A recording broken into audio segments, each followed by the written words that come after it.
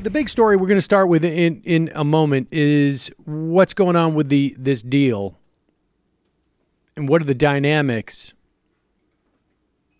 The funding mechanism for our government runs out on January 19th. And the idea is that Democrats want to leverage this date by getting stuff that they want. There's a lot of stuff that they want, and there's a lot of stuff that's sort of urgently needed. And we will get to that in a moment. But one of the complicating elements, supposedly complicating, and hopefully it gives the Democrats a little more leverage, of this attempt to fund the government, but also to get things like funding for S-chip or CHIP, the federal chip. This is the children's health insurance, where some 8 million plus children are relying on the government to fund, the federal government to fund this program. States still have a little bit more money left, but they're going to run out within the next month or two. And then you're going to kick millions of children off of health insurance rolls. The other thing, of course, is DACA. We're going to talk more about immigration as we get on in this program, because it's quite apparent to me that the policy of this government is really, at the end of the day, just to terrorize immigrants. But one of the things that is complicating this continuing resolution fight in Washington is apparently the debate as to over Donald Trump's use of the word shithole or shithouse, or whether it was appropriate or not. And the Republicans, particularly the Republicans who are in the room, seem to have disagreements about it. But here is how, even if you go out to Iowa, and there is a special election, I think, taking place in Iowa today. It's a House seat, a state House seat that is a Republican controlled. So it'll be interesting what happens there.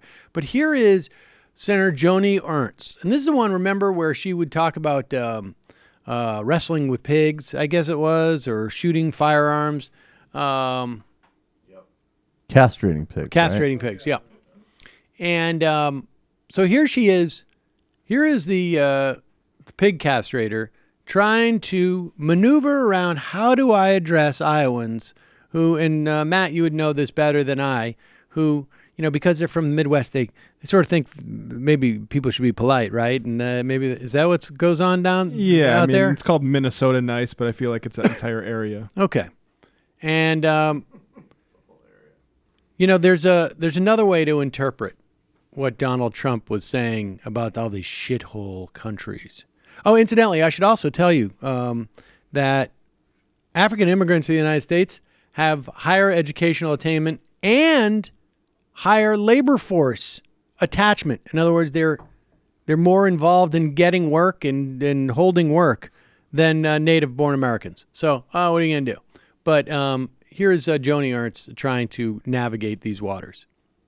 Taking a stand or doing something about the damage that Trump is doing to our neighbors around the world with his white supremacy talk. But I don't respond a lot to what the president is saying, because you know what? If I'm going to talk, I want to talk about the things I'm working on and the things that are important to Iowa. Ernst telling the crowd other world leaders support Trump. He is standing up for a lot of the countries where we have seen Name a few. Could you name a few? Yeah, you bet. Norway is one of them. Is that Minnesota nice? Laugh in the face of your senator when she tries to tell you that he's standing up for Norway. Oh, geez, Joni. You really did it this time. If they're laughing in her face about this stuff, then you've got a problem then, right? I mean, nobody's taking that seriously. Hi, folks. Sam Seder here. We still need your help on our Patreon page. YouTube ads have come back, but not nearly as much as we had before. So if you can help us out, any little bit helps. Head over to our Patreon page right at this URL, and you'll help us keep helping you by making videos